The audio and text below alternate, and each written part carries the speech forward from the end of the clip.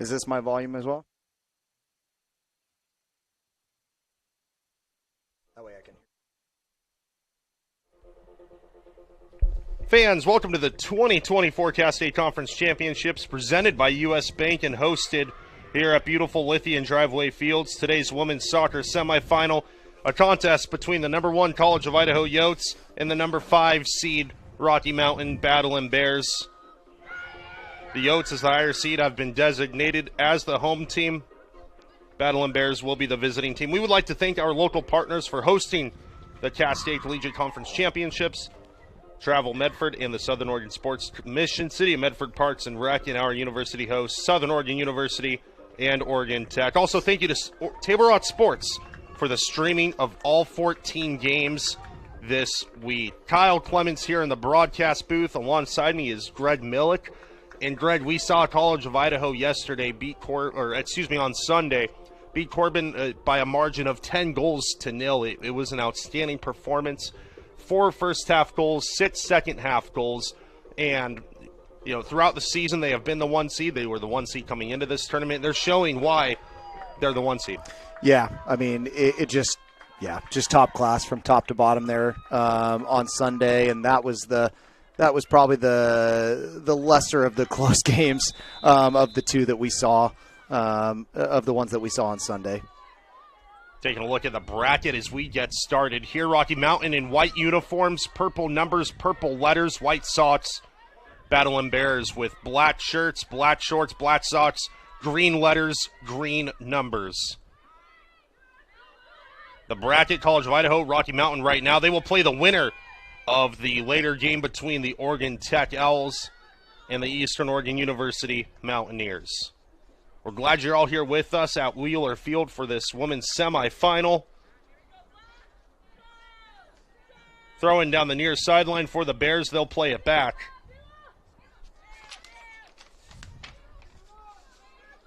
Touch into space from the Bears. Too heavy. Nice move by DeVille. This is Uslava to McAfee. And out of play. Battling Bears, coached by Richard Duffy in his 23rd season. For College of Idaho, it's Brian Smith in his 21st. McAfee. Eden McAfee, one of the conference's leading goal scorers, floats in a good pass, and the shot goes just wide. It was a creative move. Keeper a bit brave there, coming out. Keepers are always taught to commit 100% to get that ball, so she committed to it. Lucky that it didn't hurt her there. Keeper in net today for Rocky Mountain. It is Hannah Trumbull, the senior from Casper, Wyoming.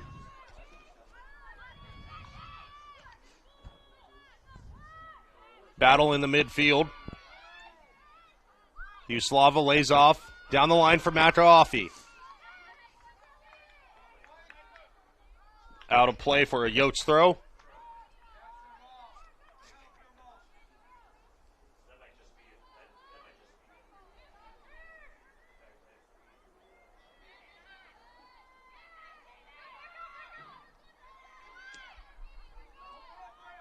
McAfee so far this season, 12 goals, 1 assist.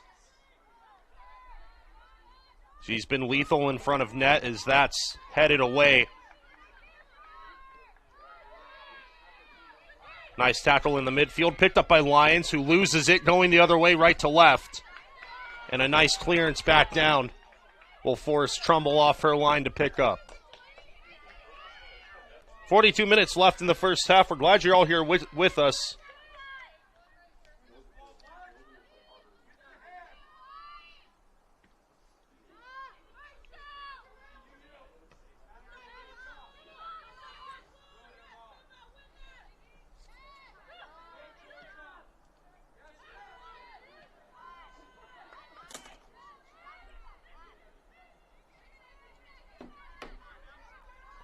Battling Bears.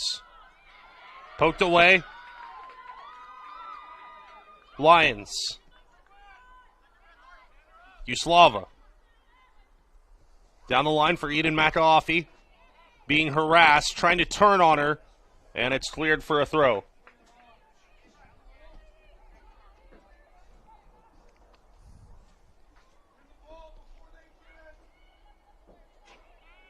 Uslava heads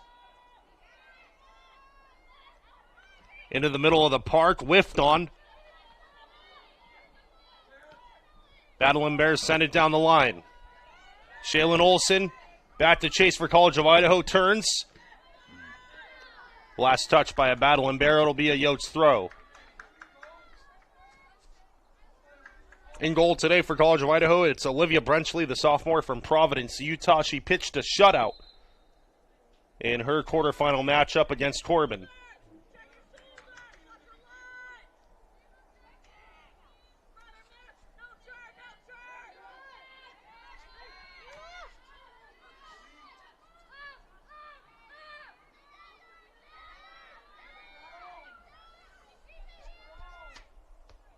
Picked up by Trumbull.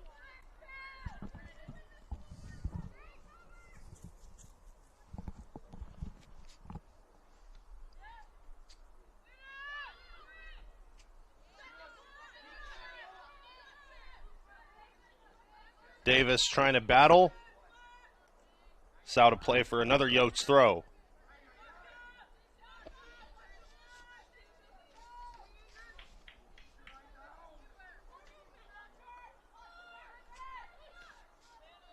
Wegner plays back. DeVille switches. Poyser. Still Poyser. Lyons. And her pass is misplaced, going back the other way for Olson. And Brenchley to handle. Brenchley barking orders. Right-footed boot from Brenchley into the middle of the park.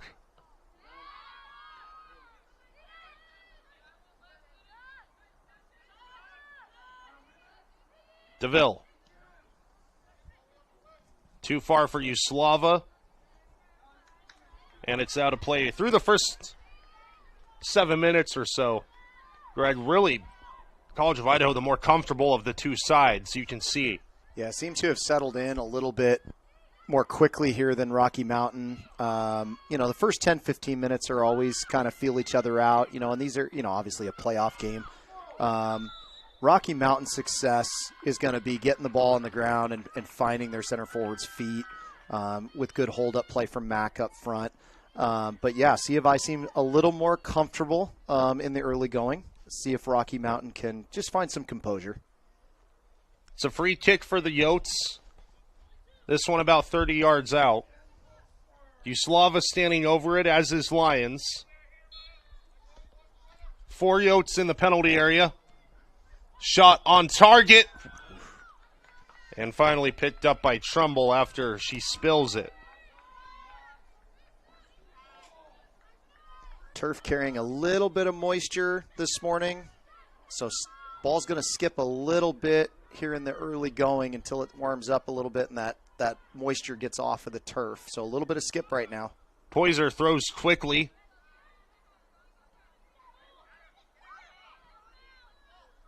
Rocky plays forward, flicked on.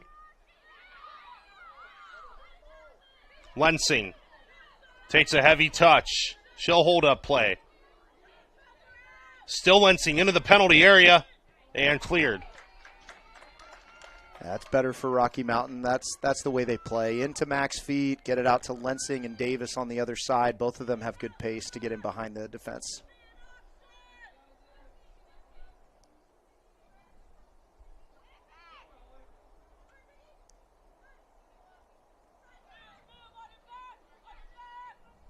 Mack plays back for Allison, who boots forward. It's headed away easily by Hansen. Rocky still with it. Lensing.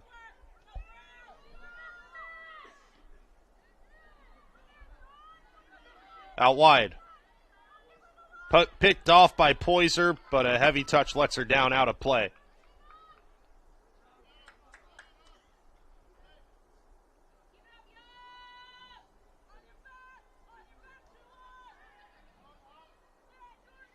An opportunity brewing for the Battling Bears. Poiser with some great defense.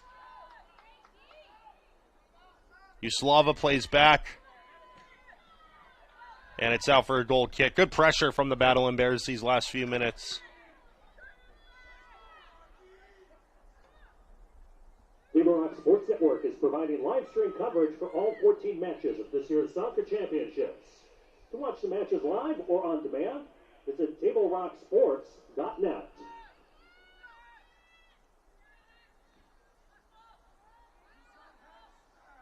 Out of play, both sides claiming it's theirs. Center referee gives it to the Yotes. Uslava turns, fires into the middle. Through ball for Davis, and Trumbull off her line to clear. Trumbull's clearance finds the feet of a Yote. Uslava. Left-footed cross into the area. Trumbull. Almost a bit of an error on her part, just sort of runs into the ball. Keeper struggling a little bit in the early going here. Trumbull right-footed boot.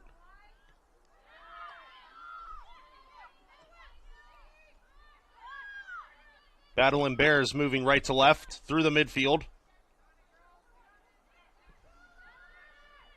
Beautiful pass down the line into the penalty area. Takes a touch, and a heavy touch lets her down.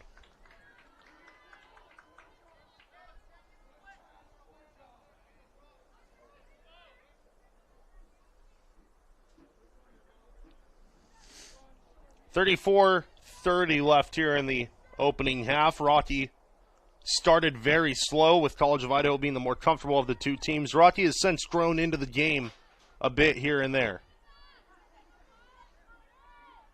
Yeah, we almost had curse of the commentator again. We said that they were uncomfortable, and then all of a sudden they were right into it. Mack plays back.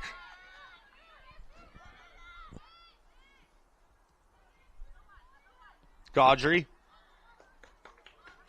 Her pass out of play for a Yotes throw.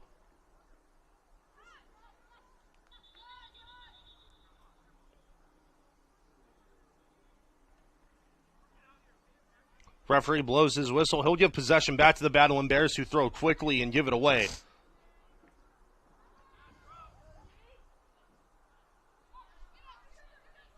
Bednar. Out of play.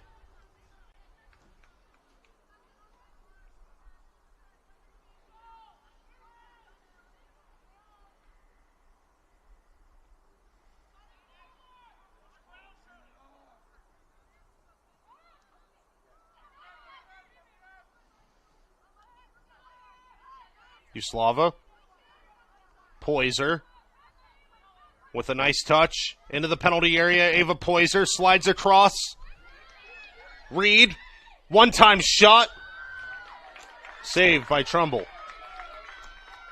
Yeah, good look from C of I there. She was just a little late on the cross to pick up her winger, but her outside back was in a good position to come forward and get the shot there. Trumbull boots. Lensing flicks on to Mack. A nice passage of play by the Battling Bears.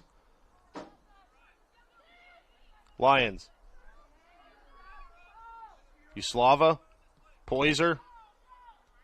Down the line, intended for McAoffey. Out of play.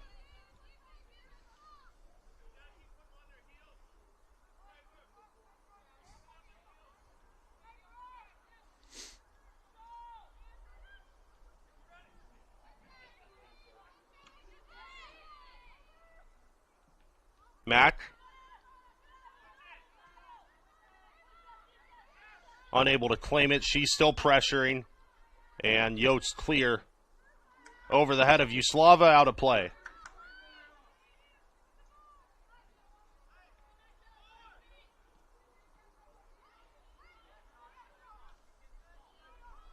Gaudry plays down the line.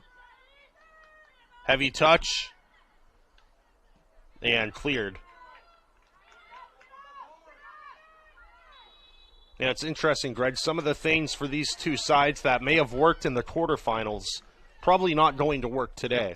Yeah, every team is different in the play. I mean, I have to imagine C of I getting someone that's going to play back a little bit in this match. Definitely a different team in front of them than they had in their quarterfinal match. And for Rocky, again, that game that they played against Carroll was very evenly matched. So for them, another big game, another tough game for them. In the quarterfinal round, Davis, who's playing on the right wing for Rocky Mountain, it took her a little while to kind of figure out where she was at in the game. She's strong, she's pacey. Struggled a little bit in the early going of the quarterfinal matchup as well, but then she really, really locked it in, and she was a handful in that quarterfinal game. Yeah, the winger position we've seen so far in this tournament, the play's been great. For those that maybe start a little slower on the wing or maybe not receiving the service they typically receive out wide, it's important for them to make contributions in other ways, tracking back, winning the ball, going into the midfield, providing an outlet for your defense. Yeah, no, for sure. For sure. I mean, wingers, playing wings is a tough job. It's a tough job. You got to get up and down. So anything you can do to contribute in those moments when you're not being the focal point and being in behind to score goals is what you want out of that wing play. Well, by this time in the game against Corbin, College of Idaho was up 2-0. Being held now scoreless. Here's an opportunity. Right-footed shot goes just wide.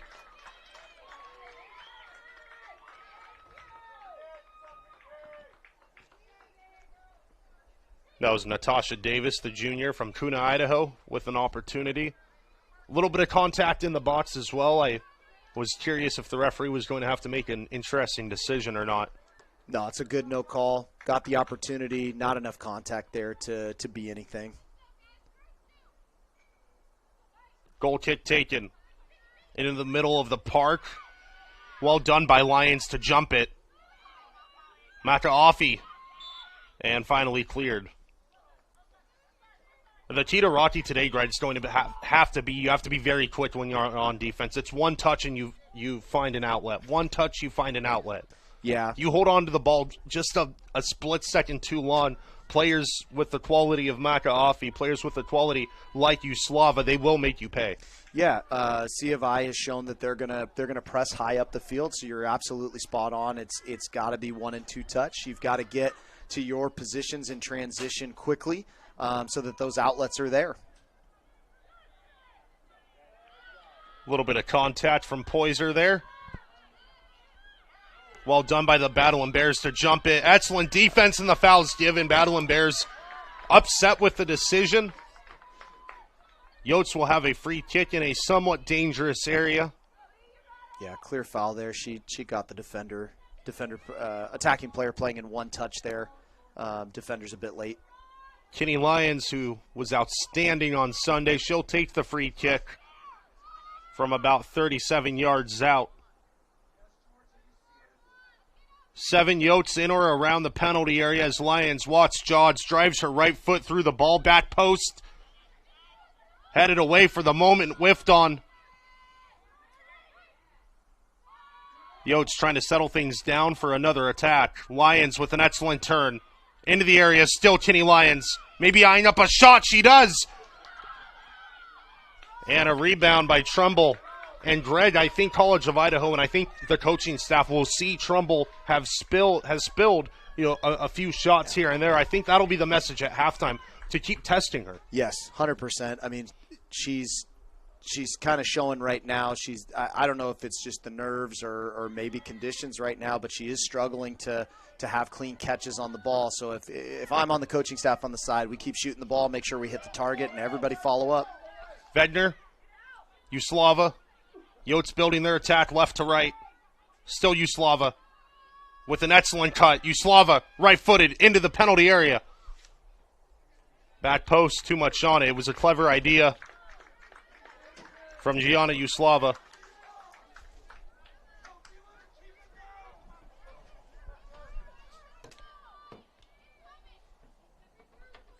Trumbull will take the goal kick. 26:30 gone. Or excuse me, 26:30 still left to play here in the opening half of this women's semifinal. Davis into the middle, and it's going to be picked up by Trumbull with a diving effort.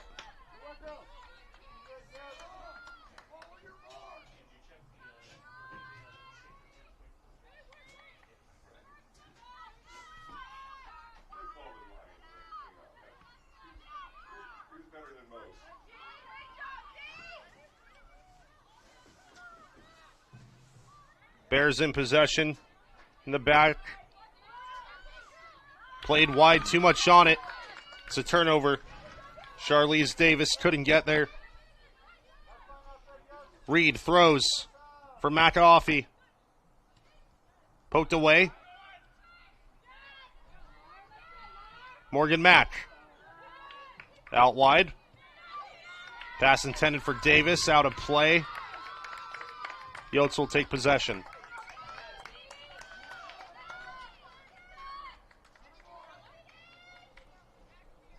Throw down the line.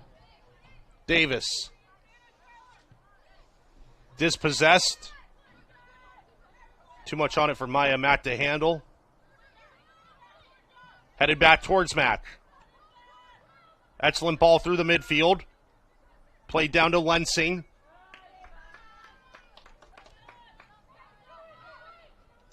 Out of play for a Bears throw, and Greg, I think maybe the key to solving this College of Idaho team, there's so much that goes into it, but I think the best plan of attack, and I know I'm just the broadcaster, not the coach, would be to just sit all 11 behind the ball, invite pressure, defend well, play for overtime, play for a cheeky corner kick or a free kick near the box that you could then convert on. Sure. I mean, it's one school of thought. Yeah, it's a boring brand of soccer. It certainly is, but I think it would be effective if you start opening things up and really finding your outlet passes out wide. You also risk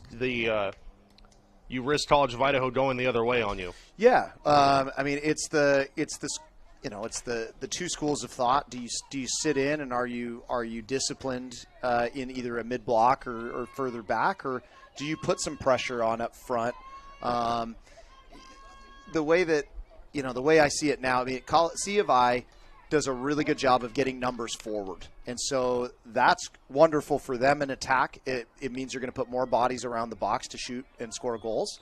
But what that means for Rocky is that transition, when they win that ball, they're going to have some exposure there against C of I if they're able to find those players quickly, as you say. So, yeah, sitting in, I don't know if I'd park the bus all the way back and invite it all day, but a mid-block could be very useful there. Both teams don't, on the restarts here from goal kicks, neither team starts on a build-up from the back. It's always very direct. So getting the team in a mid-block that way and just absorbing that pressure and finding those players once they've won the ball back is a good recipe. Richard Duffy, head coach for Rocky Mountain, has already made one change. He switched the wingers, Lensing and Davis. Yeah, they'll do that. They'll shift back and forth periodically throughout the game. This is Kinney Lyons. Plays a wonderful through ball. McAfee with a nice cut, and it's dispossessed, taken away, and cleared. Yeah, the two center backs for Rocky right now, just a little bit more communication from them. As a couple of times there where the two attacking players up front have kind of interchanged and caused some chaos there for them positionally. Cleared back towards us in the broadcast booth. 22 minutes, 10 seconds remaining in the opening half of play in this women's semifinal. We're glad you're all here with us watching on TableRockSports.net.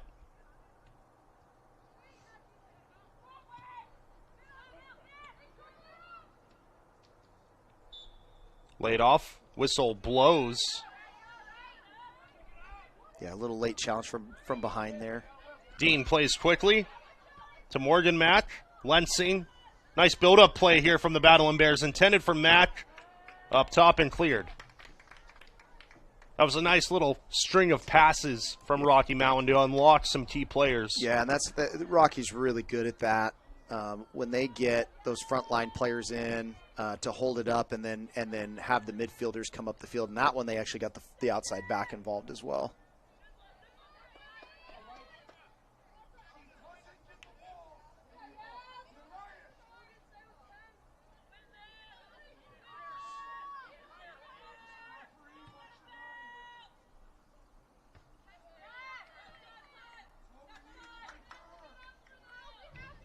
Now to play for the Yotes.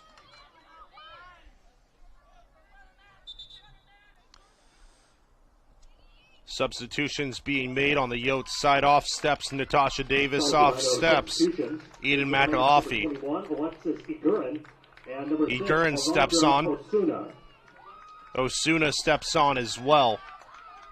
So 2 of the front 3 replaced for the College of Idaho with 21 minutes remaining here in the first half.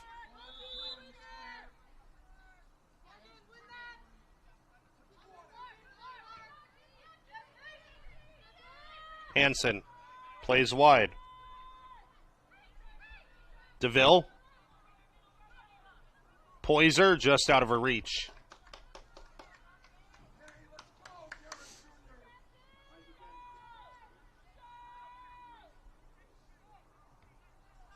Poyser heads back. Rocky sends it right back the other way. Lions with an excellent diagonal. Uslava. Yotes into the box. Trumbull snatches it out of the air. Good time for a clean catch there. Attacker was lurking right behind her.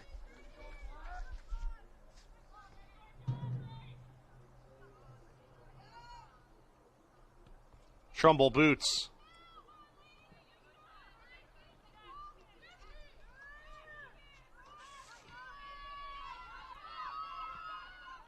Down the line, intended for Lensing, who had come back into the midfield to help. It'll be a Yotes throw.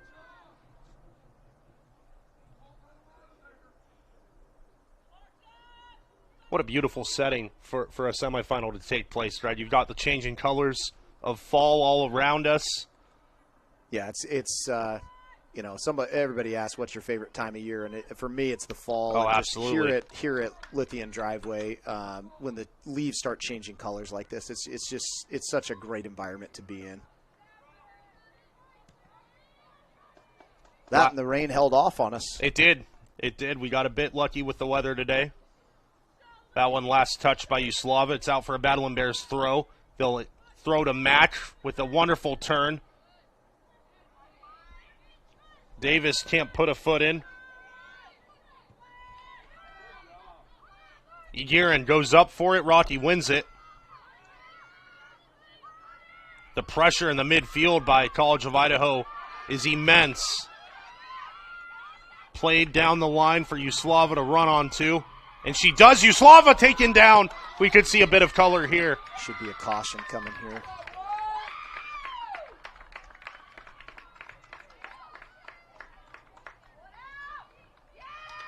So yellow shown.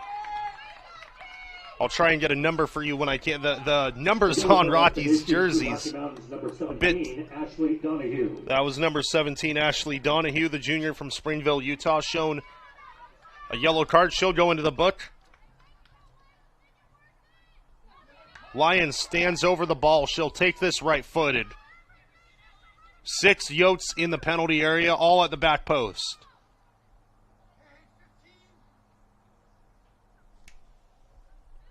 And another Yote joins them. This is Delaney Reed. Yeah, Rocky electing here to just defend it out. They're not leaving any player up front as an outlet, so everything in on defense here, again, allows C of I to bring more numbers forward. Only Poyser and DeVille stay back for College of Idaho. Lions right-footed into the penalty area. Trumbull goes up for it. It's spilled, and it's put in. Alexis Eguren with the first goal of the game. A left-footed, tidy finish into the bottom corner.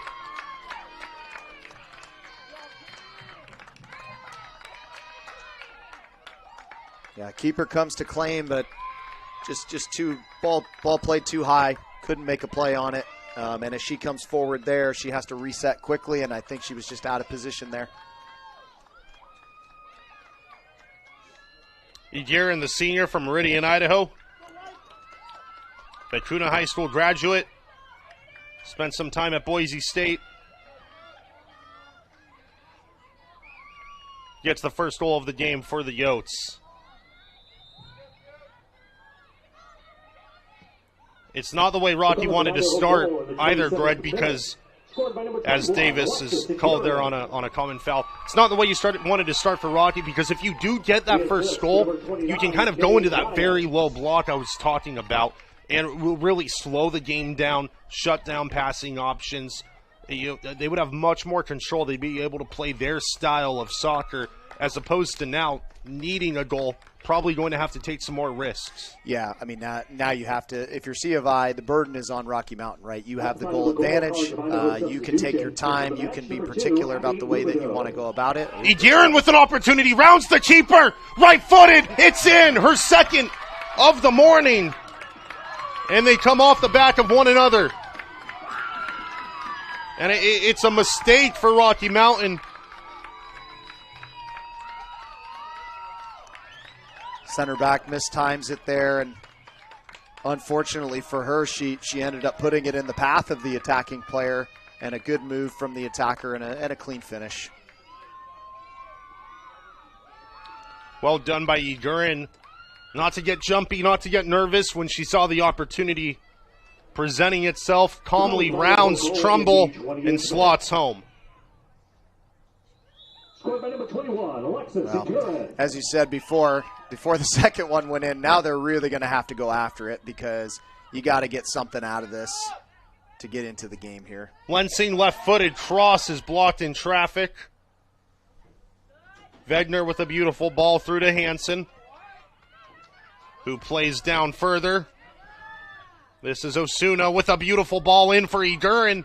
Trumbull's there this time.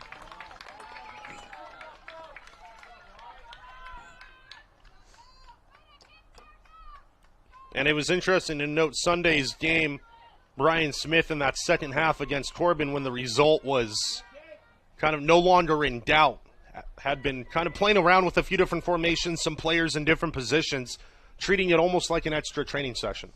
Yeah, I mean, a game like that, that's kind of how you have to look at it from a coaching side. You know, how can we get players on that don't normally play the bulk of the minutes? Can we try something different? Something to look for as you carry on forward into the postseason play.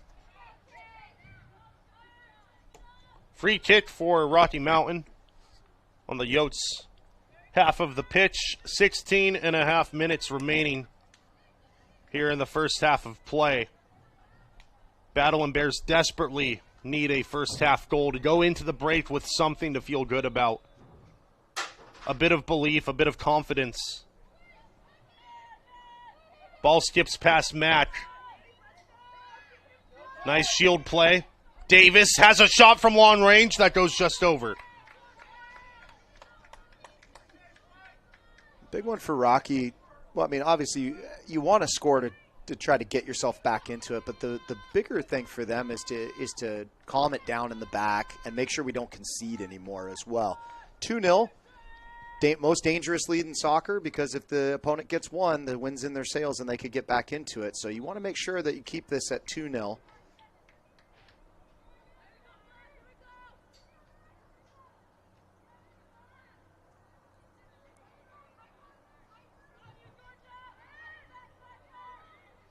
Rocky off the throw, surveying her options, elects to play back. Once more. Through the midfield. This is where College of Idaho is so dangerous. Now with numbers. Played wide to Rubidoux. Rubidoux, left-footed, into the penalty area. Lions! And it just goes across the face of the goal. An excellent attack built by College of Idaho. And it starts with the pressure in the back, and then Lions wins the ball in the midfield, finds an outlet pass, and The Yotes all of a sudden have numbers. Yeah, it's a good press. The ball from the center backs was very well played, and then she split the attacking line to try to break into that midfield. Ball was just a little bit off her foot, and that allowed the defender to step in space, and that counterattack was quick. Moultrie steps on. Larissa Wegner steps off. This is Davis turning the corner. Loses possession to Reed. Still Reed on her feet. Goes down.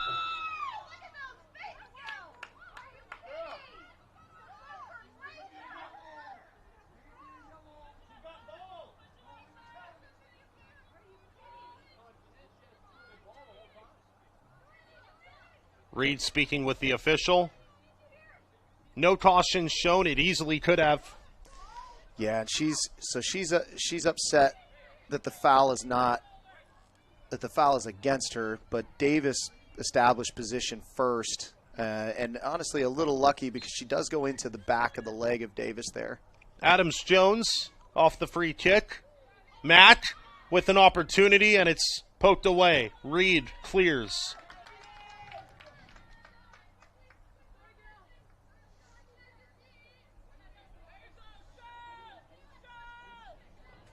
Bath throws. This is Dean.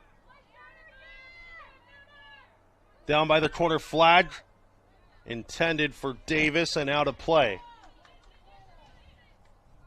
I'd like to see, if you're Rocky, I'd like to see maybe take a few outside shots like we saw from Davis a few moments ago. Here is Davis with an excellent turn. Ball across the middle, and nobody home for Rocky. A dangerous opportunity.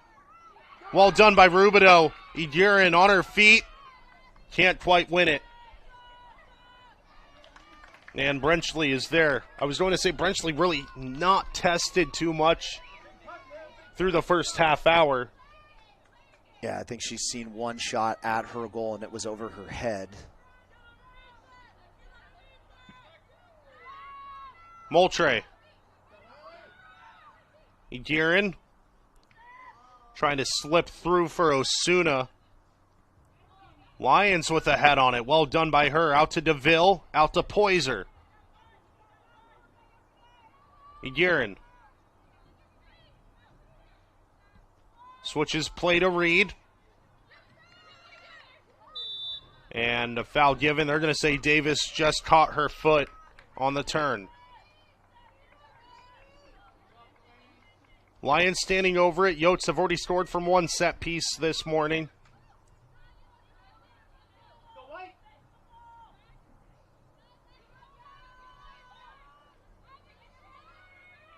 Kenny Lyons steps up. Headed on towards goal. Trumbull's there.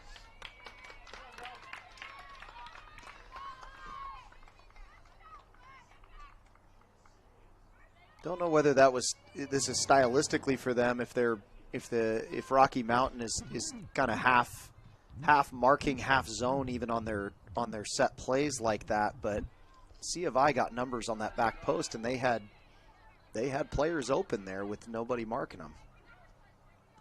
Played forward, intended for Dean. Lions with a burst of speed, an excellent through ball for Rubidoux. Rocky fans claiming offsides. She's on. Rubidoux back into the box, last touched by a Battle Lambert. It's out of play for a corner.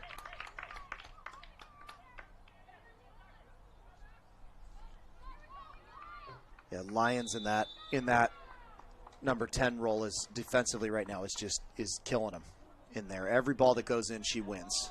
Poyser will take the corner. Only one Yote back on defense. A second will join her. It's Moultrie. 7 Yotes in the penalty area. Poyser walks, jogs, sends it in. Back post! Kept alive and out of play. And Trumbull's positioning there as well. The ball just kind of skips right past her. Yeah, so on the corner kick there, Rocky Mountain they're in a half zone defending scheme and half marking. And the the part about if you're in that zone is if the ball enters your zone, you have to be the one that wins the ball. So the skip there, the one player that's in the middle, that's her zone. She has to win that ball. Otherwise, it does put the goalie in a tough spot. Behind the Wheeler Field Grandstand for your souvenir from this year's championship. Well done by the Yotes to gain possession. Guerin, who's been dangerous today.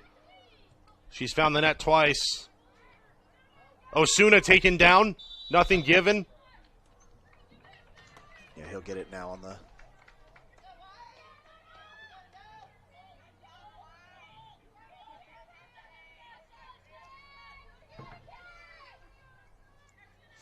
Lions with a free kick.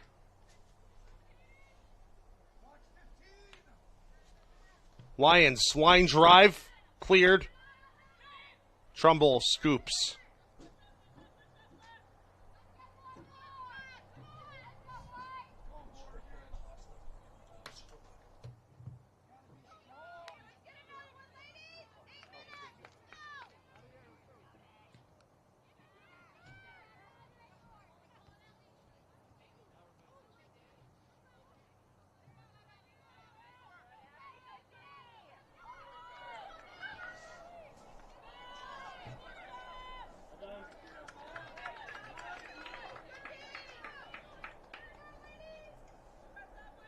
And Brenchley will just stand over it before picking it up, wasting a bit of time.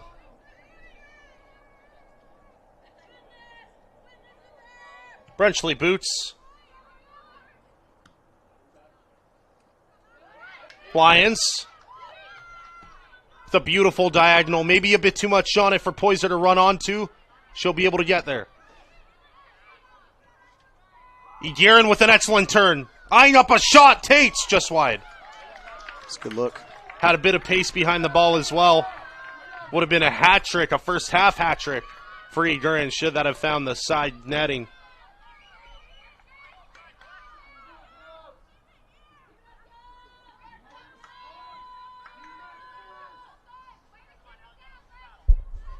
So far through 1.5 games for College of Idaho, no mistakes.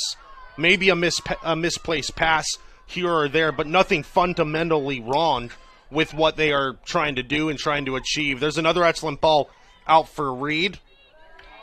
It'll be cleared by Donahue. Yeah, no mistake that has ended up punishing them. At this level, those little mistakes, I mean, you get punished for them because it's just too much quality on the field. They'll put them away. Donahue battling with Osuna. Donahue clears, and referee will bring it back for a foul.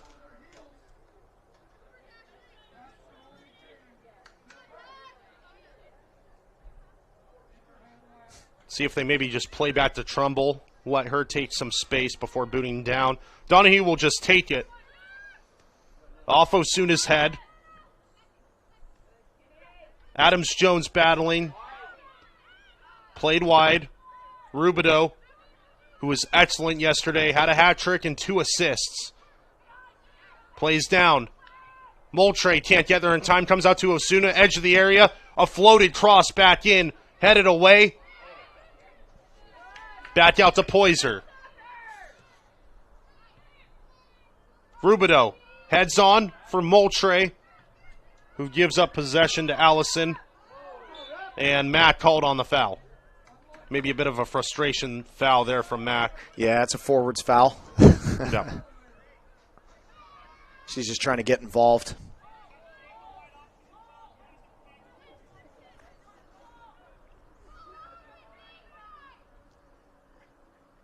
Lyon stands over this one a bit further than her previous free kicks she's taken.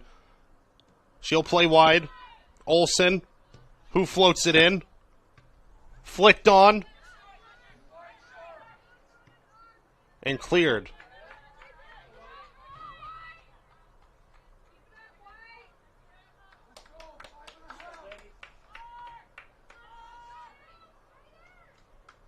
Reed will throw.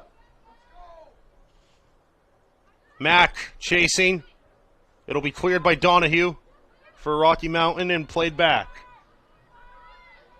5 minutes, 10 seconds left in the opening half of play. Mack plays wide to Davis. Trying to split the defenders. Lyons puts in a good tackle. She has Osuna out wide. She'll go up the field instead. Played wide. Mila Allison, excuse me. Here's Moultrie. Eguerin, who holds up play wonderfully. Well done by Eguerin. Moultrie bullied off the ball, wants a foul. She's not going to get it. Excellent move in the midfield. And given away again. And Greg, it seems like Rocky Mountain, they do one or two things very, very well and then kind of get lost, or it's a misplaced pass due to pressure. And here's the Yotes again. Rubidoux chasing it down by the line, and it's out of play. Yeah, they get the prime example there in the middle of the field. The midfielder makes a great one-on-one play, but then doesn't connect the pass to the center forward. So the hard work is all there, and the things are going right, but then when it goes wrong, it goes wrong. And pressure will do that to you.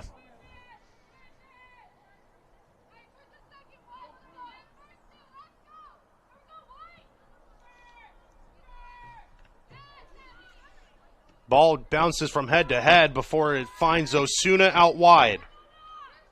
Holds up play. Osuna with an excellent turn. She's taken down. Some referees may give a caution there. I think if a caution had been shown, I don't think anyone would have been too upset about it. Yeah, I don't know how Baths escaped there without a caution. That's a pretty cynical challenge. She's beaten. Osuna into the area. Rocky attempting to clear. Comes right back to Osuna. Played down the line to Eguerin. And that's last touched by Santa Beth, the senior from Alberta, Canada. Out of play for a Yotes corner with 2:50 left to play. Yotes so in control of this game, Greg, dictating the pace of play, the first to every ball. And if they're not the first to every ball, they send two Yotes to the ball to reclaim. Yeah, and the pressure that they put on, it just seems like every second ball that comes down finds a white shirt. Even if Rocky Mountain is the one that clears it, it finds a white shirt. And, yeah, just in complete control right now. Corner will be taken by Osuna. Line drive. Whiffed on by Eguerin. Played all the way back. A wise decision made. Here's Reed. They'll rebuild the attack through Hansen. Moultrie. Edge of the area. Leaves it for Eguerin. Eguerin. Shot deflected at the last second by Bath. Transition from coming out of the set piece defense. I mean, C of I even plays the ball back, and they're able to find pockets of space where the center backs are they're just missing. They're just not in the right spot right now. That transition to get to the right spot, they've got to find it. Greg, the defense to midfield to attack for College of Idaho takes about 4 to 5 seconds. Line drive cross, headed on towards goal. It's in! A beautiful line drive corner and a beautifully placed header towards the far post. 3-0 College of Idaho, who look on their way to a final. Yeah, it just, if you're Rocky Mountain there, hanging on to 2-0, if I'm on that sideline, I'm praying for halftime. It's a great time to score for C of I. It's an awful time to give one up for Rocky Mountain. Goal scored, I believe that's Isabel DeVille, the senior from Fontana, California. Goal by number 13, Isabel DeVille. It was a wonderful header by DeVille as well. Service was good. She finished it. I mean, even the defender was in a right spot to get a touch on the ball, and it's still in the back of the net. It's a great play.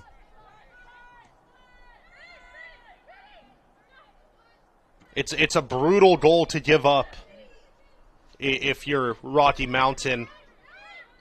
No matter how mentally strong a player can be, you look up at the scoreboard, you see 3-0 going into halftime. The important thing is just not to let the heads drop. Yeah. Davis tries a shot, had good pace behind it, but wide.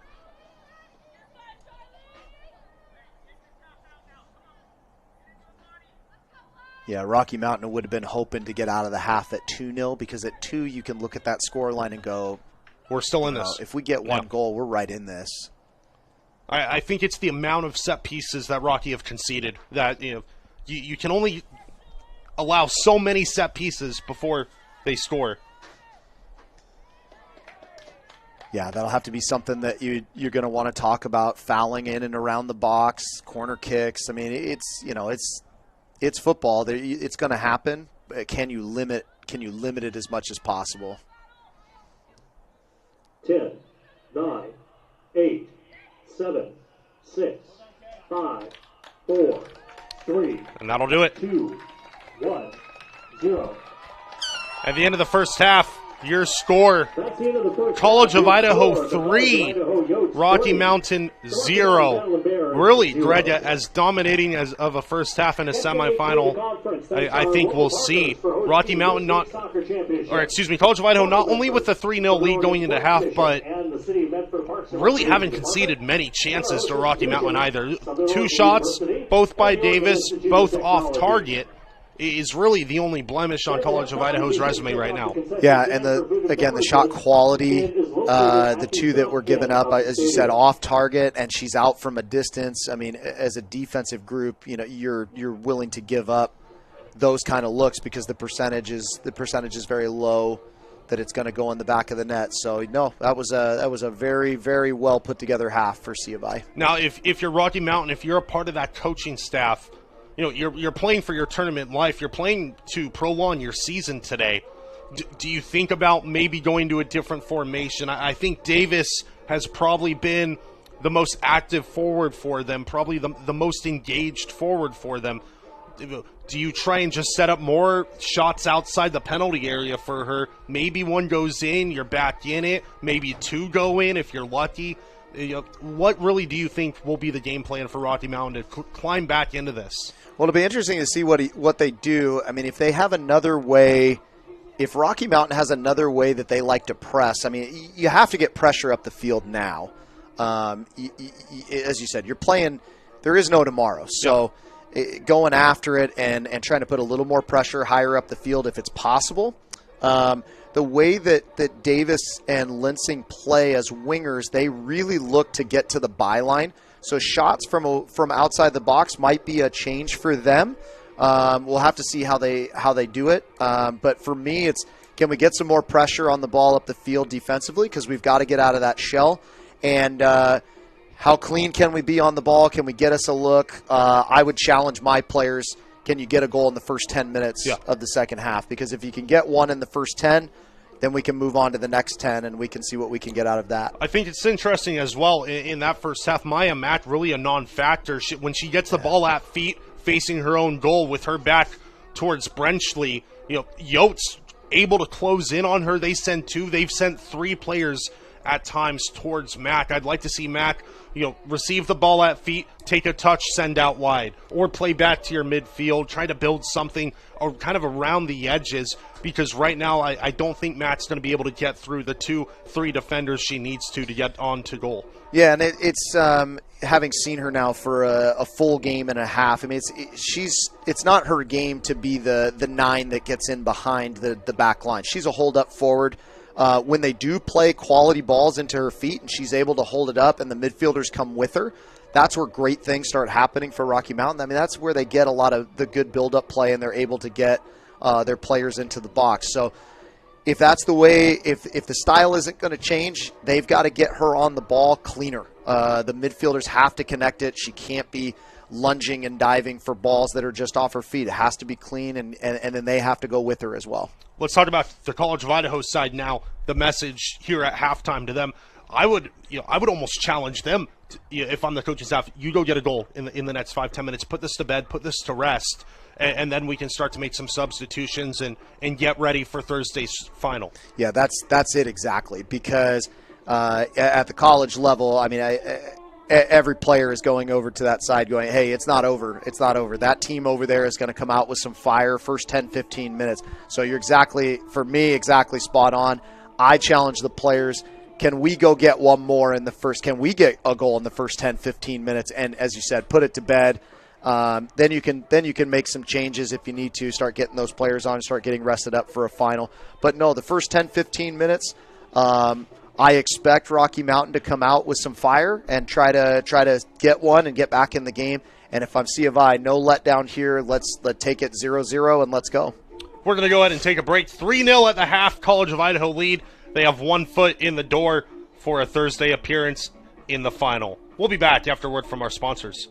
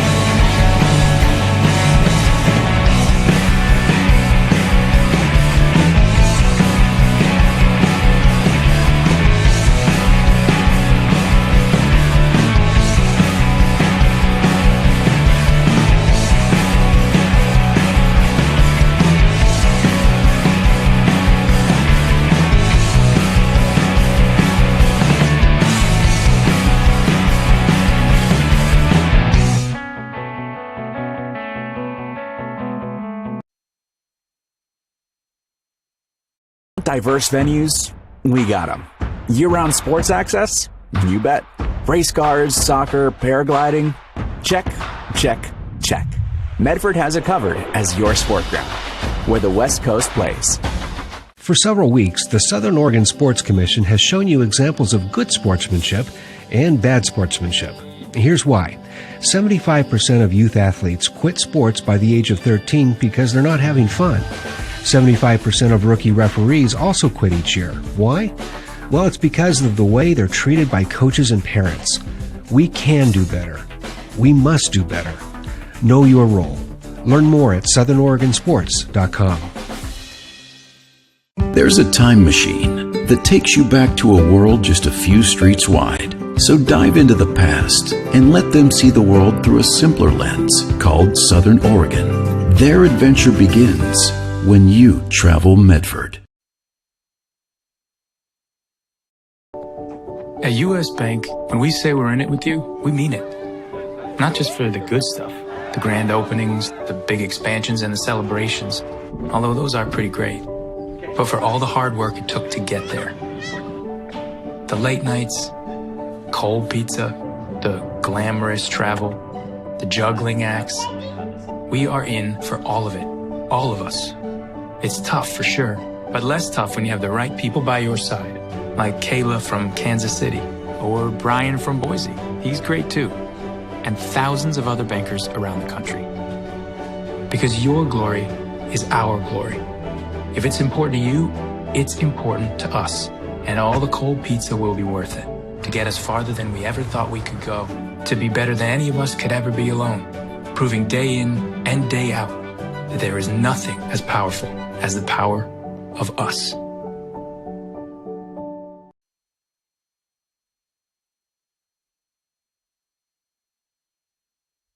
All right, let's go, guys. 15 minutes. Get your stuff. Bye, Mom. Have a good day, guys. I don't know what happened. Just next time, go a little slower and figure it out. Okay, I get it. What you're going to do is you're going to take the line. Life is busy. Juggling everything can be overwhelming. We've all been there. So consumed with our own lives that we sometimes forget about what someone else might be going through. Ref, come on! No, ref! There's no contact! I'm straight up! That is a terrible So goal. keep it in perspective, because we're all hoping for the same thing, to be respected for who we are and what we do. Remember, no ref, no game. You can be a parent, athlete, coach, or an official, but you can only be one. Know your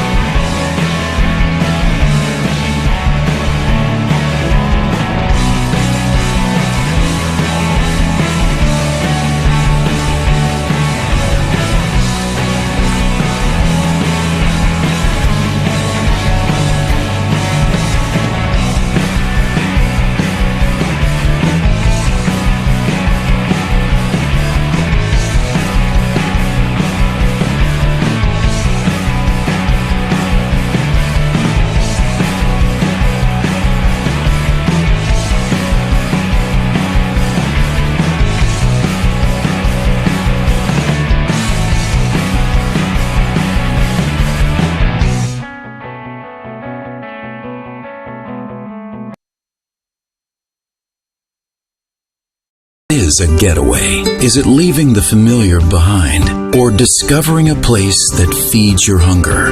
Let the journey be your destination in Southern Oregon. Your reservation starts when you travel Medford. We're losing a lot of referees and umpires because of the abuse toward them.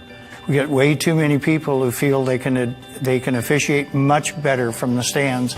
Getting parents to realize that they need to engage their kids in sports in a positive way, and that's teaching them to have fun with the sport, and then the competitive side follows. And then with the referees, and maybe letting the referees ref and the coaches coach and the parents parent. Know your role. Visit SouthernOregonSports.com to learn more. Discover the West Coast destination for those seeking more. More sunny days, more athletic facilities, more outdoor adventures, more to do during downtime. Medford is your sport ground, where the West Coast plays.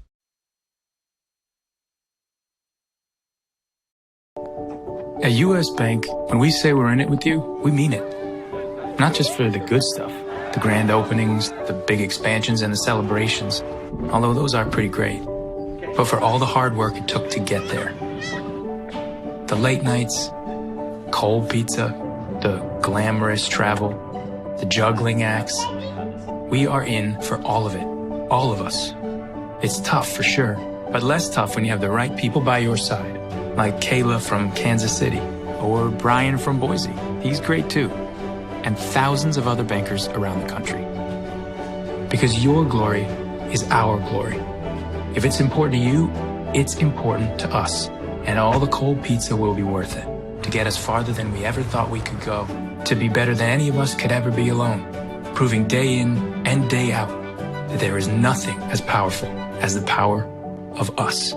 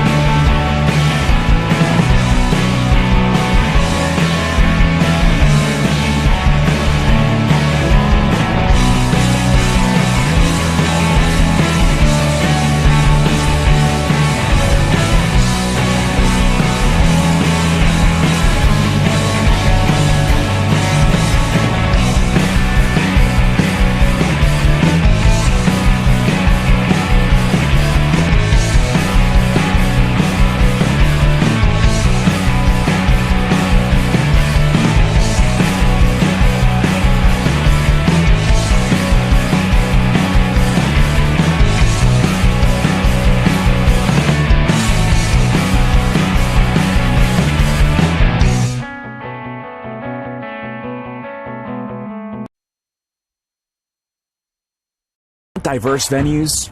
We got them. Year-round sports access? You bet. Race cars, soccer, paragliding? Check, check, check. Medford has it covered as your sport ground, where the West Coast plays. For several weeks, the Southern Oregon Sports Commission has shown you examples of good sportsmanship and bad sportsmanship. Here's why. 75% of youth athletes quit sports by the age of 13 because they're not having fun. 75% of rookie referees also quit each year. Why? Well, it's because of the way they're treated by coaches.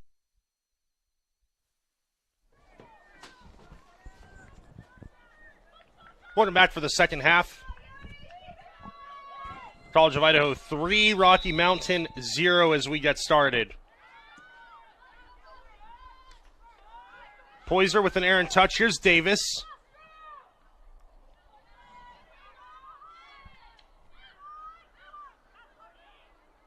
Osuna plays back. College of Idaho attacking right to left here at Wheeler Field. Rocky Mountain will be going the other way, left to right.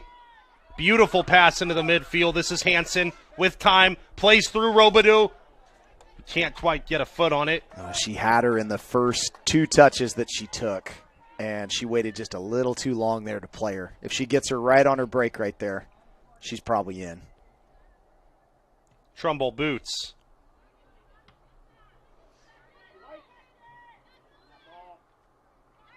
Mack plays back. This is Adams-Jones who's taken down.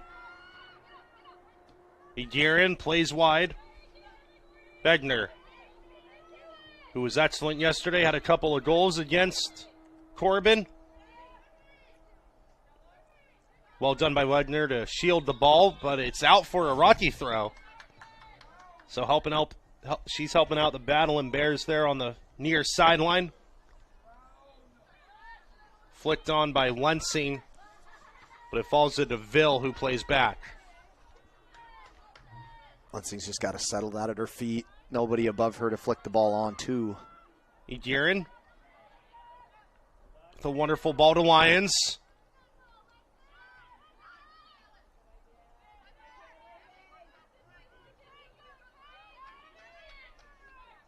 Long ball up top.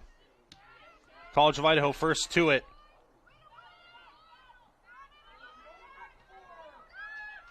Adams-Jones plays back. Godry plays into the middle, a bit of trouble. And they're able to clear out wide.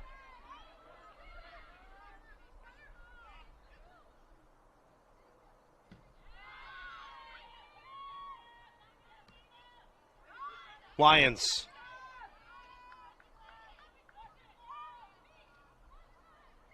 Greg, I think something that's so impressive with this College of Idaho team, as Osuna plays back to Lions, who plays back once more, is that the defenders, they're not just booting the ball up the field with no purpose. They're always trying to find feet. There's always a purpose in what they're doing. Yeah, no, both teams, I mean, even Rocky Mountain, they don't have as much of the ball. But it's not just direct play for direct play's sake. They build it right. They connect the pieces. All of the support players. It's very positional play. It's very organized and methodical. 41 minutes left until full time.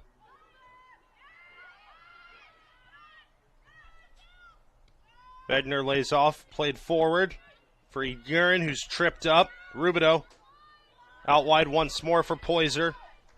Poyser, the freshman from Boise, Idaho. Egerin plays back. A nice attack building up here for the Yotes. Played in to Osuna, and her first touch lets her down. Give and go from the Bears. Davis with a burst of speed down the far side. Still Davis. Trying to get past Olsen. Davis with a heavy touch. Down goes Olsen. Foul given to the Yotes.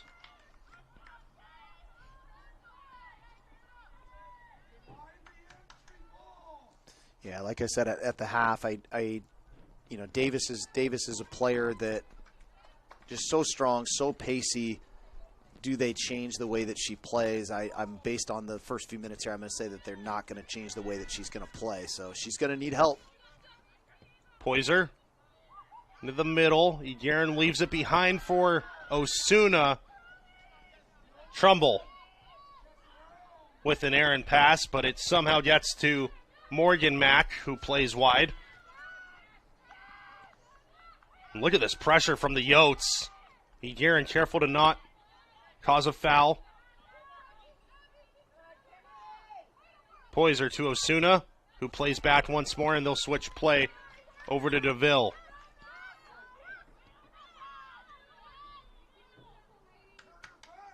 Lyons plays wide. Great communication from the Yotes from player to player.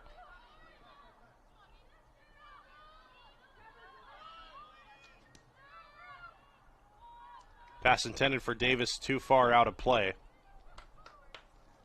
And now, Greg, we can start to see, some call it maybe the ugly side of the game or the boring part of the game, but it's more tactical and strategic. We'll start to see the Yotes take their time on throw-ins, take their times on free kicks. Yeah. A bit more time for the keeper to go back and get the ball for a goal kick. Yeah.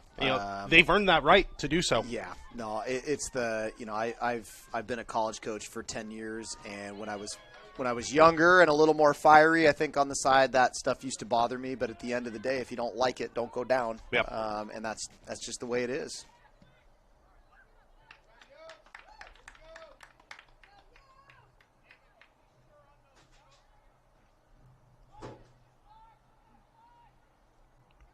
Not to say that I'm not fiery still, but still got that fire in you. Just a little calmer. Yeah. 10 years will do that to you. A little more gray hair.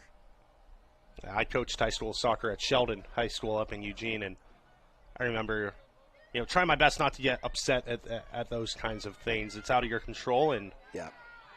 If you're in the lead and you like to do that, well, you can't be too upset when the other team's in the lead and they like to do exactly. that. No. Exactly. It's a Yotes throw. Yeah, but Rocky Mountain really thought that was their ball. Poyser. Battle for it. Adams-Jones gives it away. Long-range effort, curling effort, just over.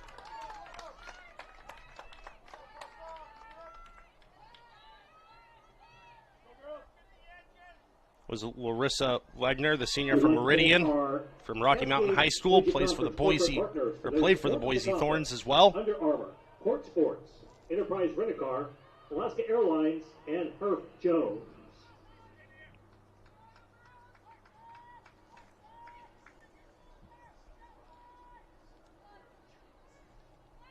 Egerin, left-footed pass, finds a bear. Up to Lensing, with Yotes collapsing out to Davis. And too far on. Too far on it for Davis to run onto. Yotes throw. Here's Lyons. Turns. Still Lyons. Gets past Mack and Davis. Well done by Davis to track back and win back possession. Gotti. Off the head of Lensing and to DeVille, who plays wide to Poyser. Osuna with a through ball to Rubidoux, who has an excellent turn. Rubidoux shot, Trumbull, rebound, and cleared. Oh, and she's might have hurt herself there. She's grabbing that shoulder.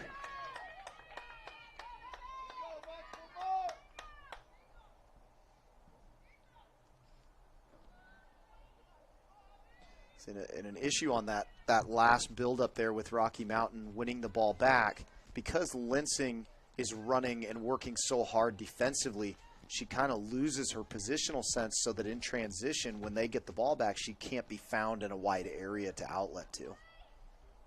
Poyser will take the corner. She'll take it right-footed. It's a beautiful corner, back post. Shot deflected off of Battle and Bear. Played back out to Poyser and cleared. A chance for Davis to run onto, and Delaney Reed is there. Hansen. Still Hansen. Lyons. Egerin. And out of play.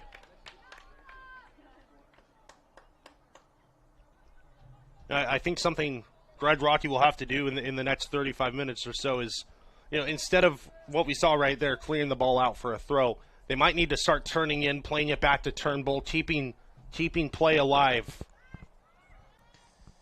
Yeah, you don't want to give it up and give it back to the other team as much as possible. As silly as that sentence just sounds, but that's a great point. Delaney Reed will throw in for the Yotes with 35 minutes, 5 seconds left until full time.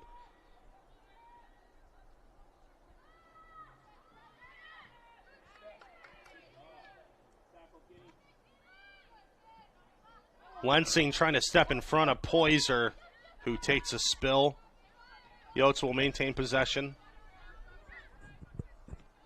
DeVille. Olsen. Wegner. This is Maya Mack. Lensing.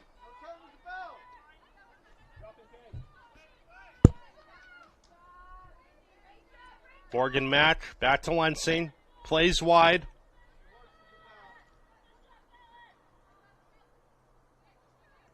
Bath. Lensing with a beautiful flick on, too much on it.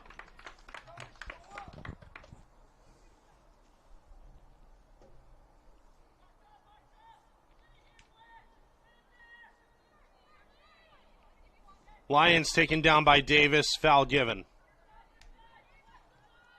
DeVille. Poyser. Hansen. Trumbull off her line, she'll collect.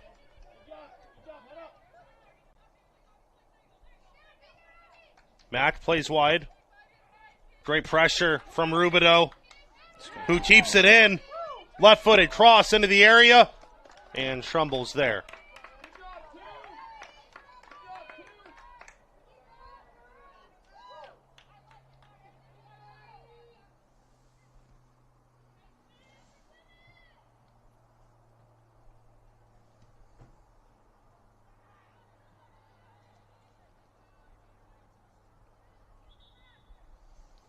Substitutions being made on College of Idaho's side as Lyons steps off, Osuna steps off. Number 23, Natasha Davis. Natasha Davis steps on, and Gracie Walt step on.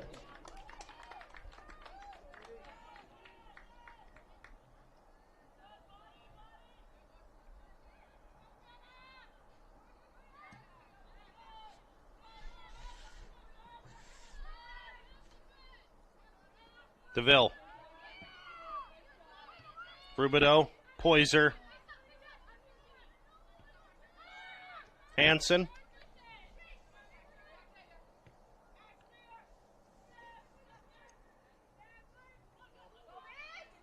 race for it, and the Battle Bears win it. Bath.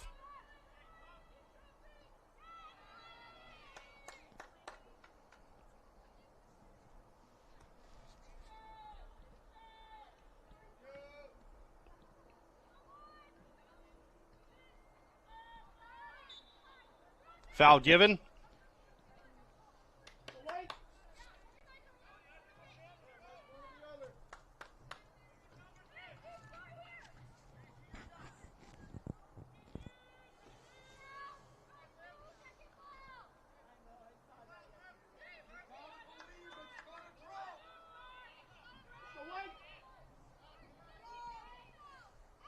Big opportunity for the Battle Bears here.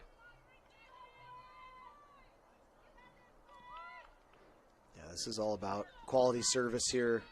Can we get us a good look? Into the area and cleared. And now they got to be careful here because here comes that counter. Guerin and Trumbull off her line to boot forward. DeVille plays back. Brenchley, who floats it down the line for Poyser, who heads to Hansen. An attack brewing for College of Idaho. Beautiful through ball, skips through a few players. Here's Mack, who plays wide. Davis. Wensing needs to be careful, she's offsides. Maybe just a bit more awareness there of where you are on the field. Yeah, I mean, she's just trying to get in position to make a play upfield, but also, you know, on Davis to look at that and go, no, you're offside. I need to go at this alone. Just need a better decision there than to play that into an offside position.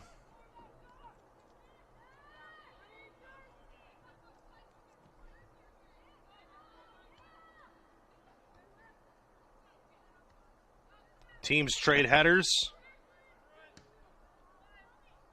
And that play that ball, out of play for a Yotes throw. More substitutions. Rubidoux will step off. Egerin will step off. Egerin had an excellent shift. Yeah, no, they'll be glad to see those players head to the bench. On steps Uslava, on steps McAfee.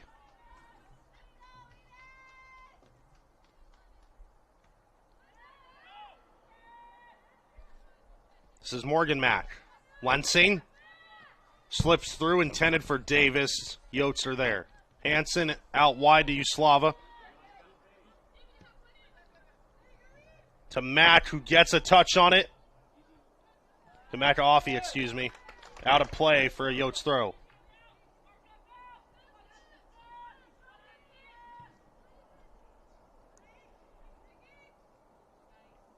McAfee in 16 games in conference play, 12 goals. It's a good record. Good scoring record. Rocky Mountain has changed their shape a bit here. They've elected to go with more of a diamond midfield shape as Mack has now dropped in as a top of a diamond there, and they're going to go with Davis and Lensing up front. It's a very vertical playing formation. Cleared by the Battle Bears, out for a throw. Yeah, I mean, you take a look at this Yotes roster through conference play this season. It's goals everywhere, top to bottom. Rubidoux, 10 goals in 17 games. Larissa Wegner, 10 goals in 17 games. McAfee, 12 goals in 16 games. Egerin with 11 goals in 17 games. Natasha Davis, 10 goals in 17 games. When you get production like that from not just your striker, but midfielders, wingers as well, you're a very dangerous team to play against. Well, it just means the goals come from everywhere. That's the dream right there.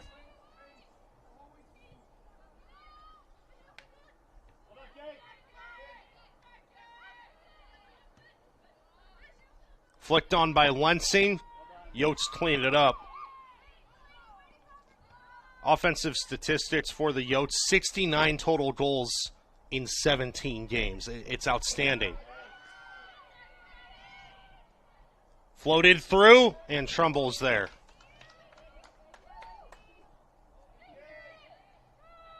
"27 minutes left to play until full time, and the second half is gone exactly how College of Idaho wants it. Not much happening, not much chaos on their own end. Keeping everything in front of them, finding outlet passes. No cautions, no yellow cards, keeping it clean. Just a dominating performance as Hansen turns and finds Walt, who plays forward. Lensing to Mack. Poked away by DeVille. That was interesting. DeVille playing all the way forward. And a foul given against College of Idaho.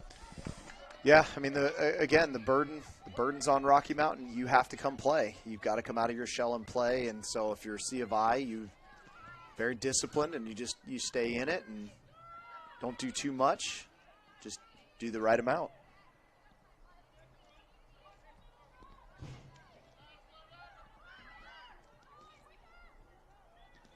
Yotes play down the line.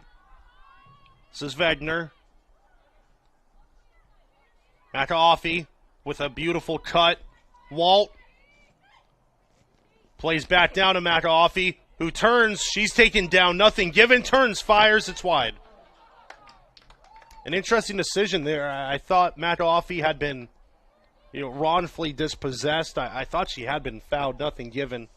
Yeah, maybe nothing too cynical there. Yeah, based on the look, my first initial thought was no foul. It looked like she had gotten her own feet kind of stuck underneath her, coming together with the defender. She was able to correct herself and get a shot out of it as well. But on an initial look, I didn't think a foul, but she did get her shot, so we play on. It's out of play, last touched by Kaden Hansen.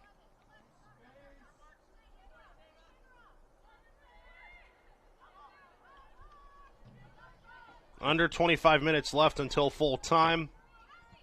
Yotes so far seeing this one out.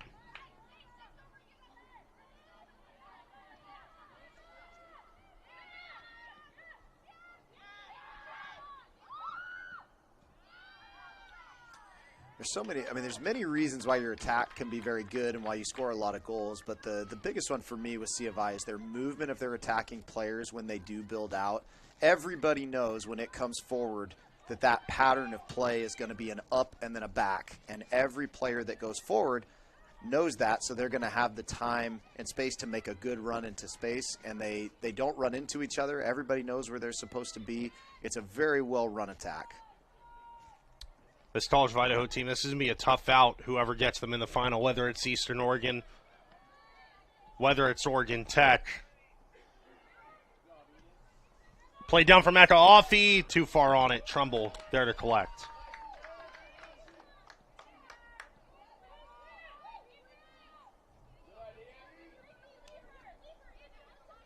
For those of you just tuning in, welcome. You're watching TableRockSports.net. We would like to thank our local partners for hosting the Cass State Collegiate Conference Championships, Travel Medford and the Southern Oregon Sports Commission, City of Medford Parks and Rec, and our university host, Southern Oregon University and Oregon Tech.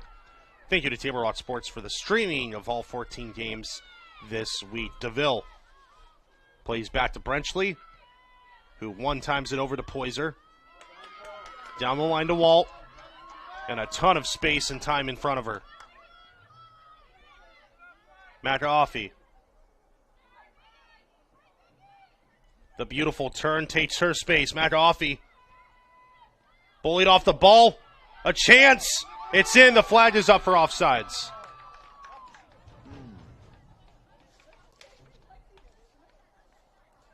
Decision's interesting on that one. Not from the perspective that she was in an offside position, but if the defender had deflected that ball, it would nullify an offside. It would. But big thing about referees is they may not be right, but they are never wrong. That's right. That's right. Have you learned that from coaching? Oh, yeah. Oh, yeah. U.S. Bank is the 5th largest commercial bank in the United States. They operate 3,080 banking offices in 25 states, providing a comprehensive line of banking products to consumers, businesses, and institutions. U.S. Bank, the official bank of the Cass State Collegiate Conference and presenting sponsors of the 2024-25 championships. Print On Site is here for all your tournament gear. Purchase official championship t-shirts, sweatshirts, hoodies, and other items. Print On Site has a wide variety of sizes and colors. They will be here throughout the tournament. And fans, be sure to follow all of the conference athletics. Visit www.cascadeconference.org. You can also find us on Facebook and Twitter. 21 universities, 3,000 student athletes, 16 championships.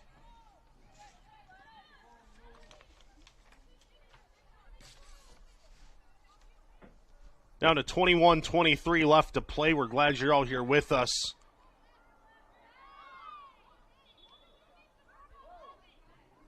Battling Bears take the throw into Lensing quickly.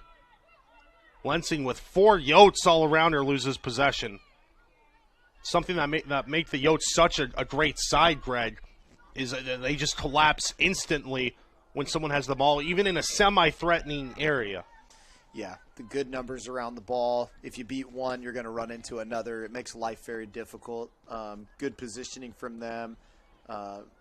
Defending in their lines. Always have the pressure on the ball, but also have your cover positions with your defenders behind you.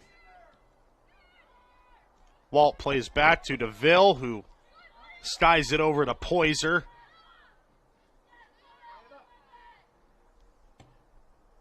And out of play.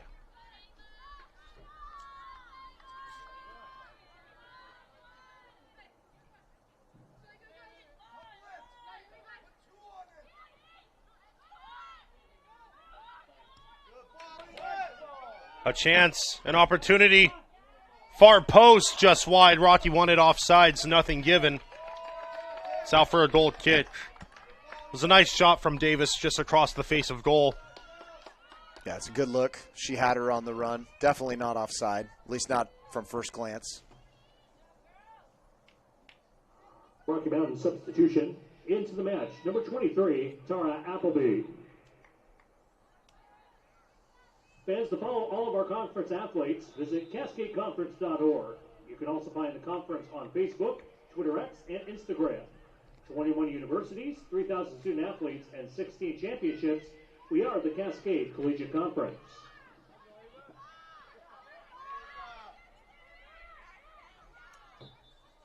A harsh foul. I don't think that was a foul. But I'm not the man in the middle, so it doesn't matter. Doesn't matter what I think. It's going to be taken, this free kick, by Shaylin Olsen. Under 20 minutes to play. They play it out wide. Into the area, headed away. Taken down. And the foul given.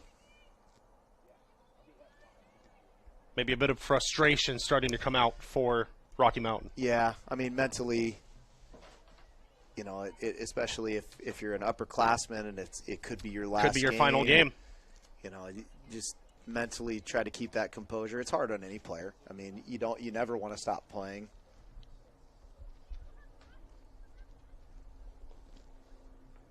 So free kick in a dangerous area for the Yotes. They take it quickly. Uslava.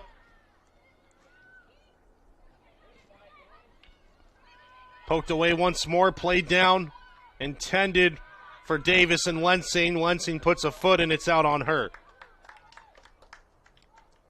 You know, Greg, the last 10 minutes, the biggest problem for Rocky Mountain has been they just can't get the ball to Lensing and Davis up top. Yeah, no, it's so the formation switch with going with the more diamond look midfield with the two forwards up front is you give up your width on the outside. So everything has to filter through the middle of the park.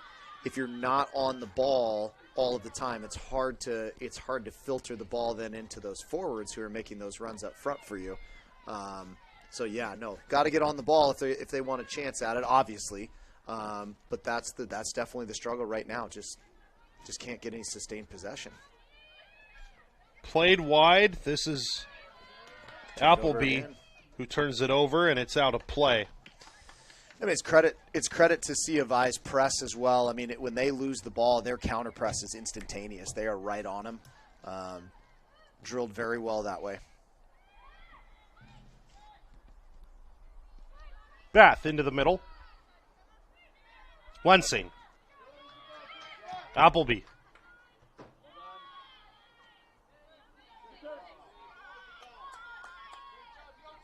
Uslava. And a foul on Makaafi. And the two forwards up front as well, operating very narrowly. Probably using that 18-yard box as kind of their marker for how wide they want to go. But, you know, up front right now, you need anything you can get. I would push all the way to the sideline and see if we can open something up. Played down by Hansen for Uslava to run onto. Trumbull's off her line to clear. Down to 16 minutes, 10 seconds. McAfee turns. Trying to find Moultrie, and it's cleared. Off the foot of Olsen, it'll be a throw for the Battling Bears.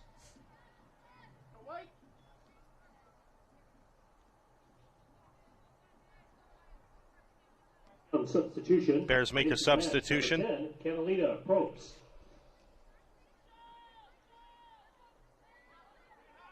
Morgan Hayes steps off. Catalina Probst, the junior from San Diego, California, steps on.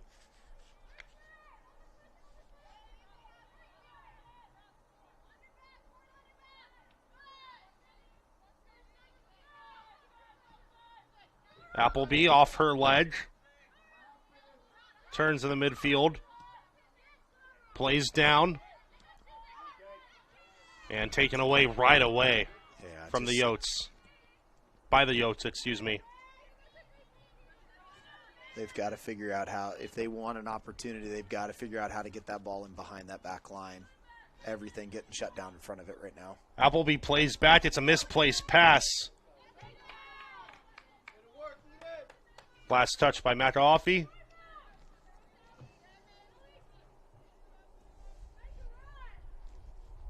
to Appleby with Poyser harassing. Well done by Appleby to keep it alive. Davis taken down, nothing given.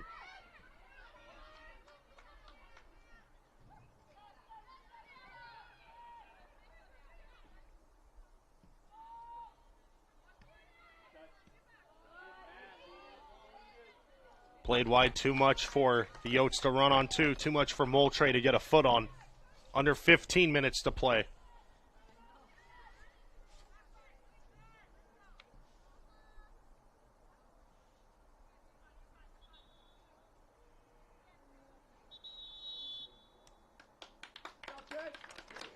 College of Idaho substitutions into the match. Number 29, Kenny Lyons.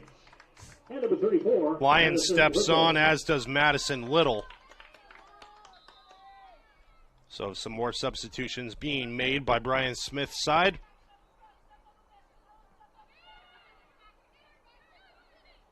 Really, Greg, the mark of a great team, not can you build up a lead, can you keep a lead? College of Idaho doing just that. This second half, you could argue, just as impressive as the first half with how they've been able to dictate the pace of play. They are going to control how the game is going to be played. I think the College of Idaho keeper has touched the ball once this half, and it was not from a shot. It was from a ball being played back to her feet. Here we go on the attack. Little, Uslava eyeing up an opportunity just over. And it hits the field goal post, hanging just above the goal. It's a well-driven shot. Yep. Nope. Had the opening. Good strike. Would like to. If I'm the coach, I'm yelling to hit the target there. Make the keeper make a save. A mess in the midfield. It's taken away by Poyser. Little wins back possession. Still Little. Well done by her. Plays down the line. It's an excellent through ball to Uslava into the penalty area. Uslava cuts back. Loses her footing and gives it away out to Poyser. Back to Uslava. She's onside. Left-footed cross. And no Yote in the area. Appleby off her head. Back to Poyser. College of Idaho resets.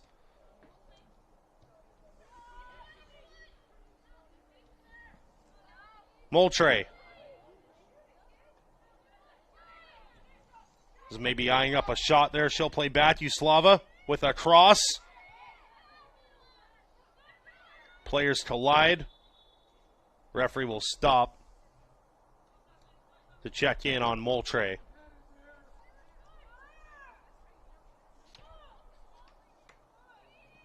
I think he brought it back for the foul as well. Yep.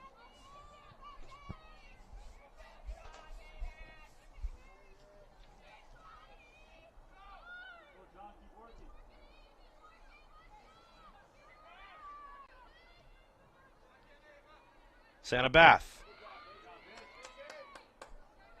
Last touch by Davis. She'll throw in quickly to Morgan Mack.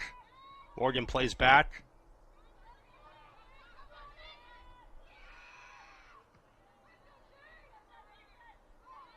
Lyons, who's been so good today, falls to the ground, nothing given.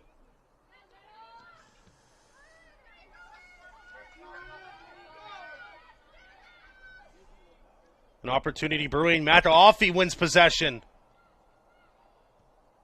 To the middle, Uslava with the leg out, can't control it. You know, something I was going to bring up, Greg, right there in that little passage where both teams thought maybe there had been a foul. You know, when that happens with College of Idaho, they keep playing at full speed until the referee tells them to stop. There was a little bit of hesitation there by Rocky Mountain looking around. Yeah, Lensing had almost put her hands up in the air to say, nope, I didn't foul her, and the ref was like, yep, no, I agree, but that little interchange, that little split second, and you're done. You just have to play until you hear the whistle. 10:15 to play. Poyser plays wide.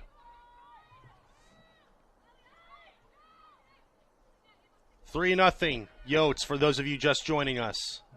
3 first-half goals, nothing doing in the second so far.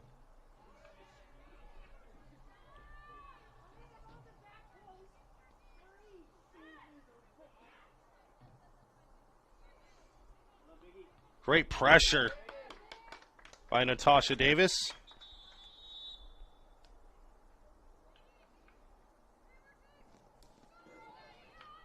College of Idaho substitution. Into the match, number 2, Abby Rubidoux. Abby Rubidoux steps on. She had an excellent shift in the first half.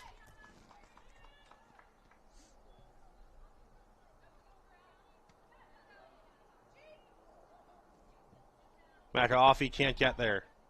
Lensing with a head. Appleby goes up for it. Won by Little, out to Rubidoux, who flicks on. McAfee with an opportunity now, through on goal from long range, just wide. Seems like McAfee kind of lost a step on her defender there as she turned on to goal. Yeah, the center back, it had hit her in the hand. So she was a little unsure of whether that was going to get called or not. But as you said, the C of I forward, no whistle, I'm going. Goalkeepers of the Year, Newcomers of the Year, and the Team Sportsmanship Awards.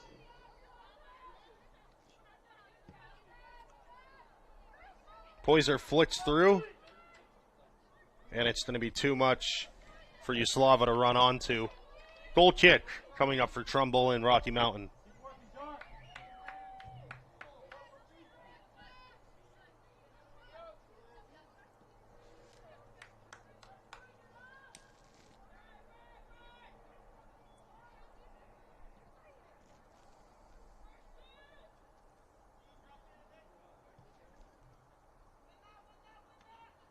Flicked onto Appleby with Poyser guarding her. Appleby turns, fires down the line for Lensing to run onto. DeVille will leave it for Olsen.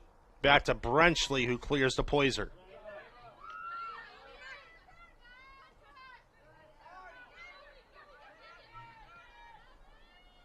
Mack plays.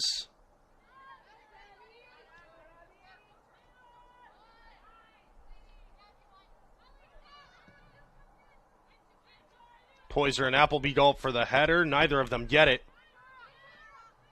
Appleby taken down.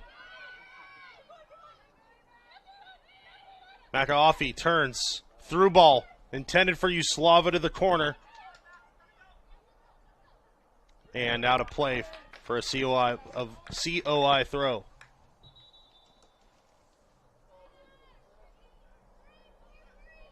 College of Idaho substitutions.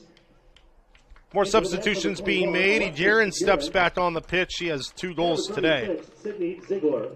And Ziegler steps on as well. Number 12, Ashton Kelsey. Ashton Kelsey, the senior from Billings, Montana, steps onto the pitch for Rocky Mountain. Lyons plays through for Guerin, who can't get a foot on.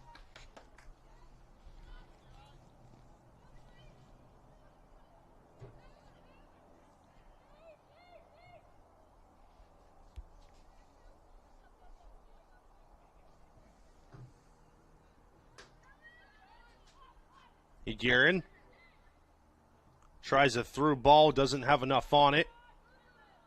Lyons. The beautiful ball. Left-footed shot just high. It's a good-looking shot from Yuslava.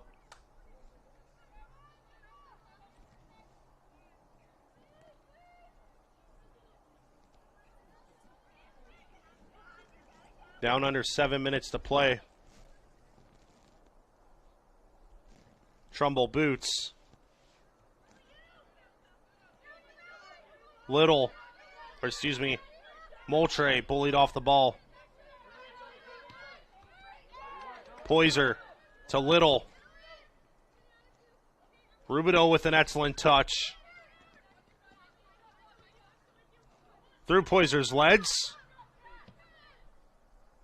Lensing plays a diagonal for Davis, who can't get there in time. It's cleared by Cindy Ziegler, junior from Meridian.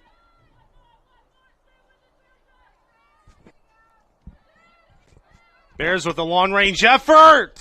Ooh. Brenchley punches up and then catches. It was an excellent take. It's a good shot. It was interesting save from the goalkeeper. fundamentally, I don't think that's what she had intended.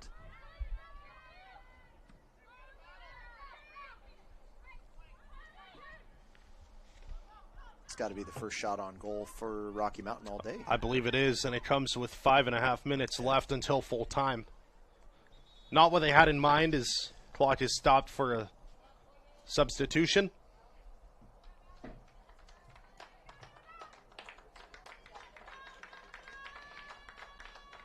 College of Idaho substitution into the match. Number 6, Alondra Osuna. Quick throw. Uslava. Saves it from going out? No. Out of play. Rocky throw.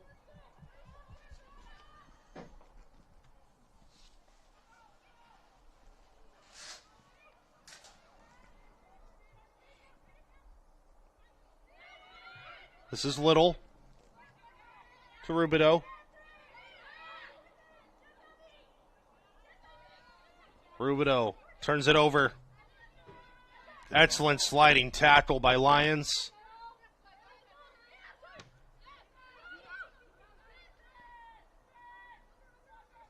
DeVille. Ziegler. Osuna battling. And foul given for Rocky Mountain. They take it quickly. They turn it over. Olsen clears. I mean, that sums up Rocky Mountain's day there. I mean, quickly taken into the player, and then they were unable to connect it. An opportunity maybe brewing. Cross headed away. Egerin fires it forward. Trumbull is there. An interesting take there from Egerin. I'm not sure if she saw something, maybe Trumbull off her line. Uslava racing down. She'll be the first one there. Left-footed cross. Headed away. Comes out to Appleby, who plays down. I think in that moment, she's pinned on the sideline. Nobody's up. At that point, anywhere was better than turning it over right on the edge of their half of the field there. Lensing plays wide. This is Morgan Mack.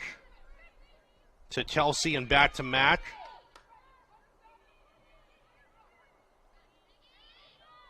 Right-footed shot. It's incredible. It hits the crossbar. Rocky just growing into the game a bit too late, Greg. Yeah. No, and that was an excellent. That was a heck of a take. Davis is the up front. That's what she can do. She just goes at it and says, I'm going to have a go, and she nearly put it away.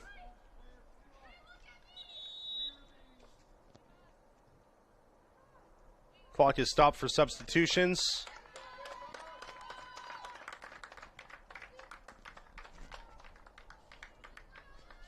With 2 minutes 56 seconds. Into the match, number 30, Lucy as Evans. Lucy Evans, the junior from Coeur d'Alene, steps on.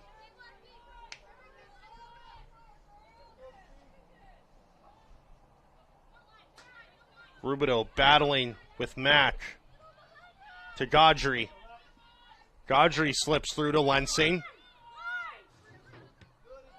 And cleared down the line. It's an excellent clearance from DeVille. Down the line. Trumbull off her line. She puts it back in the middle. It's dangerous. Osuna almost made her pay. Little. Evans. Osuna. Rubidoux.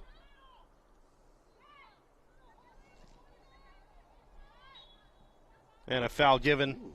Rubidoux, I think, going to the corner, doing a bit of time wasting. Yep, kill the game at that point. I was a little surprised the referee called a foul on that one.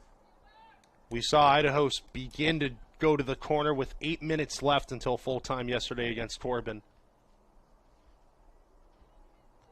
Ruthless, really. Yeah. A minute 50 left. They go to the corner once more, out of play for a Yotes throw. Yep, it's all part of the game management. It's the simplest of them all. Not going to get anybody hurt. Not going to expose yourself to any danger. Evans will take the throw. Trying to throw at the feet of Osuna. Off the head of Gaudry, who's unable to keep it in.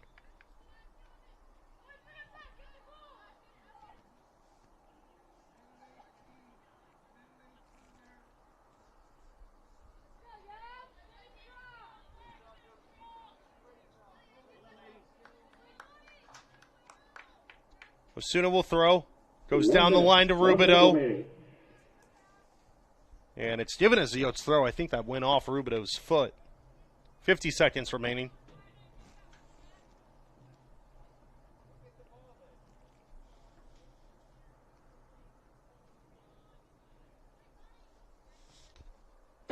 Yotes taking their sweet time with the throw.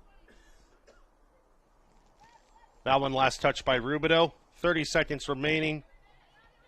And Greg, it was a pleasure to have you on the broadcast. It was a fun game today. Yeah, no, this is a lot of fun. Yotes with a dominating performance. First half, 3 goals. Second half, they concede maybe a few chances here or there. A few long shots that almost find the back of the net. But nothing. They were never seriously really in danger. No, managed the game really well. At the end of the day, I mean, that's really it. You manage what you have in front of you, and all your firepower was in the first half, so just manage it as best you can in the second, and didn't concede anything. With the victory, College of Idaho advances to play in Thursday's championship match against the winner of our next match. On behalf of the Cass State Collegiate Conference, congratulations to both teams on a great semifinal match. The College of Idaho Yotes have advanced to the Cass State Conference Women's Soccer Championship match. It'll be held here Thursday, November 14th at 11 a.m. They will play the winner of Oregon Tech and Eastern. That game coming up at 1 p.m. Thank you all for tuning in, following along. Greg and I had a lot of fun up here in the booth. We're going to go ahead and sign off. 1 o'clock game coming up. Oregon Tech and Eastern battling it out for a spot against College of Idaho in the final.